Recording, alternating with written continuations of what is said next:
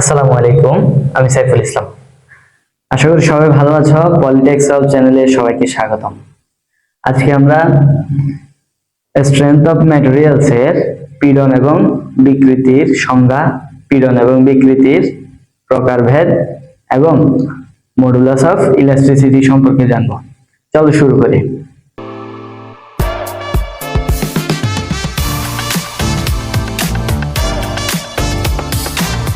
প্রথমে আসি পীড়ন কি। পীড়ন হচ্ছে কোনো বস্তুর উপর বল প্রয়োগ করলে এর অভ্যন্তরে যে প্রতিরোধী বল সৃষ্টি হয় সেটাই হচ্ছে পীড়ন। পীড়ন তাহলে কি? ধরো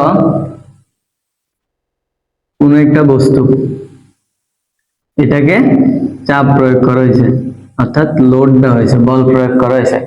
তাহলে এটা যে আমরা নিউটনের তৃতীয় সূত্রে দেখেছি যে প্রত্যেক বলেরই কি আছে, বিপরীতমুখী এবং সমান প্রতিক্রিয়া আছে। এই জন্য এটাকে যখন চাপ দেওয়া হবে তখন এটাও কিন্তু কি বিপরীতমুখী চাপ দিবে, বিপরীতমুখী বল প্রয়োগ করবে। ওই বিপরীতমুখী বল, যে পরিমাণ বল সৃষ্টি হয়, প্রতিরোধী বল, সেটাই হচ্ছে পীড়ন।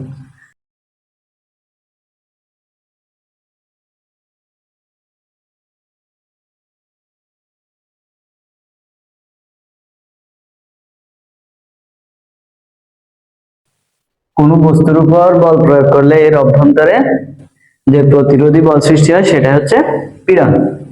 পীড়নকে সাধারণত এস দিয়ে দেখানো হয়। পীড়ন হচ্ছে P by A, P by A. এটাকে আবার এফ বাই এও বলা হয়। অনেক সময় দেখবে আবার এও আছে, ডব্লিউ বাই এ, এটাও আছে। এরকম যখন যেটা, এক কথায় এগুলো সবগুলো হচ্ছে কি বল, বা যে পরিমাণ বল দিবে ওইটাই হচ্ছে পি বলো, এফ বলো, ডব্লিউ বলো, একই কথা। আর এ হচ্ছে ক্ষেত্রফল। এগুলো হচ্ছে কি ক্ষেত্রফল। এখানে পি হচ্ছে বল এবং এ হচ্ছে কি ক্ষেত্রফল। ক্ষেত্রফল। এখন আমরা দেখব বিকৃতি। বিকৃতি বিকৃতি আসলে কি? বিকৃতি হচ্ছে কোন বস্তুর উপর বল প্রয়োগ করলে এটির যে আকার আকৃতির পরিবর্তন হয় সেটাই হচ্ছে বিকৃতি। অর্থাৎ আমি যদি এটাতে বল প্রয়োগ করি, যদি এটা ভেঙে ফেলি বা মুচড়ায় ফেলি, তখন এটার কি হবে? আকার আকৃতি পরিবর্তন হয়ে যাবে, সেটাই হচ্ছে বিকৃতি। কোন বস্তুর উপর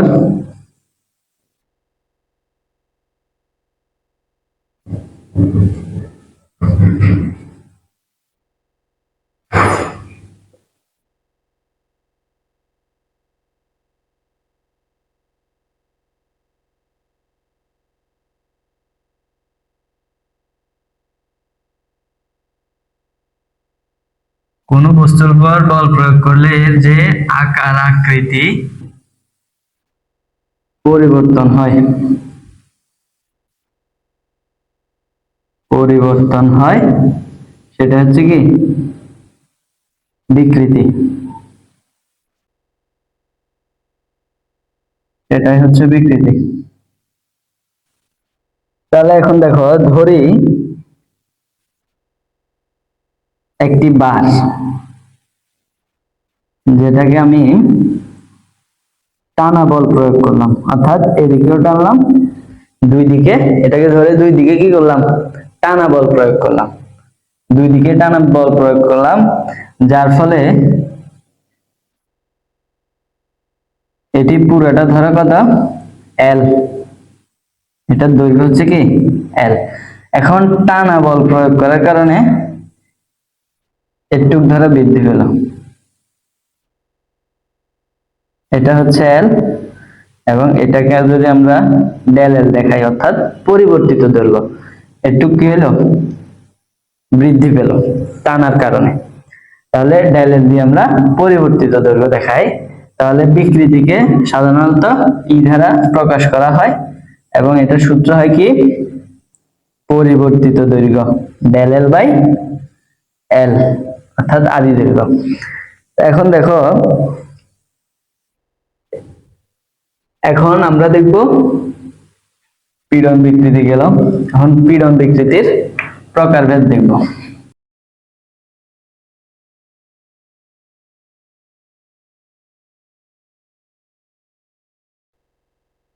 দেখো পীড়ন বিকৃতি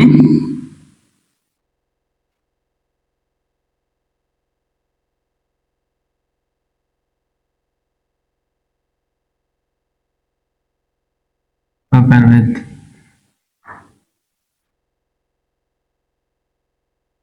পীড়ন এবং বিকৃতি প্রকারভেদ গুলো একই রকম, তাই আমি একসাথে লিখছি। প্রথমটা হচ্ছে টানা পীড়ন, টানা পীড়ন, এবং এটা হচ্ছে পীড়নের প্রকারভেদ। এবং বিকৃতির প্রকারভেদ হচ্ছে একই, টানা বিকৃতি। তাহলে আমি এখানে বিকৃতি লিখে দিচ্ছি। এটা আলাদা আলাদা লিখে লাগতো, যেহেতু একই, সবগুলো প্রকারভেদই একই, একদম এটা সমান সমান একই। তারপরটা হচ্ছে চাপা পীড়ন। চাপা পীড়ন বা বিকৃতি, এটা একসাথে লিখে দিচ্ছি। অর্থাৎ চাপা পীড়ন এটা হচ্ছে পীড়নের প্রকারভেদ, এবং চাপা বিকৃতি এটা হচ্ছে বিকৃতির প্রকারভেদ, তাই একসাথে লিখে দিচ্ছি। 3 নাম্বার হচ্ছে শিয়ার পীড়ন, শিয়ার পীড়ন বা বিকৃতি। 4 নাম্বার হচ্ছে বাঁকন, বাঁকন পীড়ন বা বিকৃতি। এবং 5 নাম্বার হচ্ছে কি মোচড়, মোচড় পীড়ন বা বিকৃতি। এখন টানা পীড়ন কি এটা আমরা বুঝতেছি।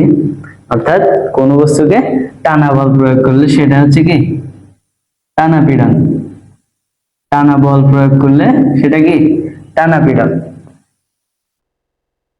আবার এটাও বিকৃতিও সেম, কোন বস্তুকে টানা বল প্রয়োগ করার কারণে যে বিকৃতি ঘটে সেটা হচ্ছে কি টানা বিকৃতি।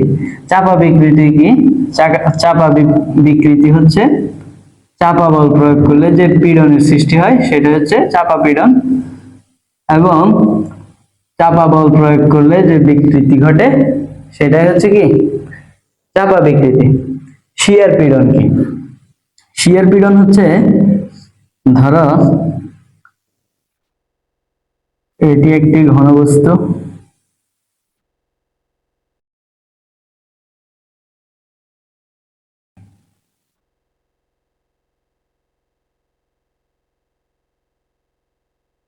এইরকম। অর্থাৎ এটাকে হচ্ছে এদিক থেকে চাপ দিবে এবং ওইটাকে হচ্ছে পিছন দিক থেকে চাপ দেবে সামনের দিকে। অর্থাৎ যদি আমি এভাবে দেখাই, এটাকে যদি মাঝখান দিয়ে ভাগ করি, এই পাশে হচ্ছে আমি এদিক থেকে চাপ দিব, এভাবে এদিক থেকে চাপ দিব, এবং এই পাশে হচ্ছে এদিক থেকে চাপ দিব। এভাবে যে চাপা বলটা প্রয়োগ করা হবে, এভাবে দুই দিক থেকে, এদিক থেকে একটা, এদিক থেকে একটা বিপরীতমুখী যে বল প্রয়োগ করা হবে সেটাই হচ্ছে কি শিয়ার পীড়ন। এবং বিকৃতিও সেম, অর্থাৎ এই বল প্রয়োগ করার কারণে যে পীড়ন সৃষ্টি হবে সেটা হচ্ছে শিয়ার পীড়ন, এবং এই বল প্রয়োগ করার কারণে যে বিকৃতিটা হবে সেটাই হচ্ছে শিয়ার বিকৃতি। এখন বাঁকন, বাঁকন হচ্ছে ধরো কোন একটা বিম, এটা ধরো সাপোর্ট, এখন আমি এখানে কি লোড প্রয়োগ করলাম, তাহলে এটা বেঁকে যাবে না। এইরকম পীড়ন কি বলা হয় কি বাঁকা পীড়ন। অর্থাৎ এরকম রেখে যদি উপর থেকে চাপ দেওয়া হয়, এটাকে দুই পাশে ধরে যদি উপর থেকে চাপ দেওয়া হয়, তাহলে এটা যদি বেঁকে যায় সেটা হচ্ছে বাঁকন পীড়ন। এবং চাপ প্রদান করার কারণে যে অভ্যন্তরীণ প্রতিরোধী বল সৃষ্টি হয় সেটাই হচ্ছে বাঁকন পীড়ন। এখন মোচড় কি, মোচড় হচ্ছে ধরো আমি এখানে ধরে রাখছি, এটাকে আমি এভাবে মোচড় দিলাম, বা এই পাশে ধরে রাখছি এটাকে এভাবে অথবা এভাবে মোচড় দিলাম, সেটাই হচ্ছে কি মোচড় পীড়ন। ধরো গোল কোনো শ্যাফট, এটা হচ্ছে কি আটকানো আছে। এখন এটাকে আমি এভাবে ঘুরাই দিলাম, মোচড় দিলে যে অভ্যন্তরীণ প্রতিরোধী বল সৃষ্টি হয়, এভাবে মোচড় দিলে সেটা হচ্ছে মোচড় পীড়ন, এবং যে বিকৃতি ঘটে সেটাই হচ্ছে মোচড় বিকৃতি। আশা করি পীড়ন বিকৃতি এটা খুব ভালোভাবে বুঝতে পেরেছ। এখন আমরা দেখব মডুলাস অফ ইলাস্টিসিটি। আমরা এর আগেও পড়ে এসেছি স্থিতিস্থাপক সীমার মধ্যে পীড়ন এবং বিকৃতি পরস্পর কি সমানুপাতিক। তাহলে স্থিতিস্থাপক সীমার মধ্যে পীড়ন সমানুপাতিক কি বিকৃতি, বিকৃতি পীড়ন এবং বিকৃতি কি সমানুপাতিক। তাহলে আমরা যদি সমানুপাতিক চিহ্ন তুলি তাহলে এখানে একটা কি আসবে, ধ্রুব সংখ্যা আসবে। কি আসবে, একটি ধ্রুব সংখ্যা আসবে বিকৃতি, বিকৃতি। তাহলে আমরা যদি ধ্রুব সংখ্যাটাকে এক পাশে রাখি তাহলে আসতেছে কি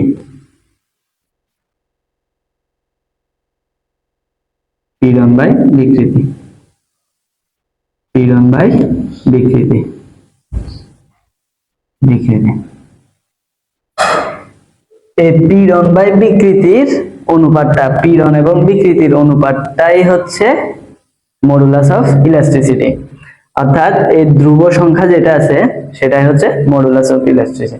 এটা হচ্ছে চাপা পীড়ন এবং টানা পীড়নের ক্ষেত্রে এই ধ্রুবক সংখ্যাকে বলা হয় কি মডুলাস অফ ইলাস্টিসিটি। এখন আমরা দেখব এই ধ্রুবক অর্থাৎ মডুলাস অফ ইলাস্টিসিটিকে ই দিয়ে প্রকাশ করা হয়। এখন আমরা আগে দেখেছি পীড়ন হচ্ছে কি পি বাই এ এবং বিকৃতি হচ্ছে পরিবর্তিত দৈর্ঘ্য বাই আদি দৈর্ঘ্য বা মূল দৈর্ঘ্য। তাহলে আমাদের এখানে সমান কি আসতেছে, পি বাই এ ইন্টু এখানে উল্টে যাবে এল বাই ডেল এল। সুতরাং ডেল এল সমান আমরা কি পাই, পি এল বাই এই, এটা হচ্ছে পরিবর্তিত দৈর্ঘ্যের সূত্র। তাহলে আশা করি এই পীড়ন, দেখো পীড়নটা হচ্ছে থমাস ইয়ং 1802 সালে, 1802 সালে সর্বপ্রথম এই তত্ত্বটি প্রকাশ করে। এই কারণে এই মডুলাস অফ ইলাস্টিসিটি এটাকে হচ্ছে ইয়ং মডুলাস বলে, ইয়ং মডুলাস বলা হয়।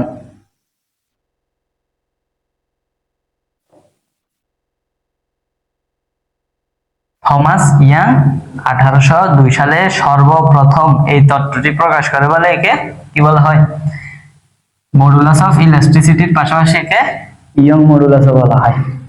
তাহলে আমরা ইয়ং মডুলাস এবং পীড়ন বিকৃতি কি এটা আশা করি সবাই বুঝতে পেরেছে। পরবর্তী ভিডিওতে এই অধ্যায়ের বাকি অংশটুকু দেখবো আমরা।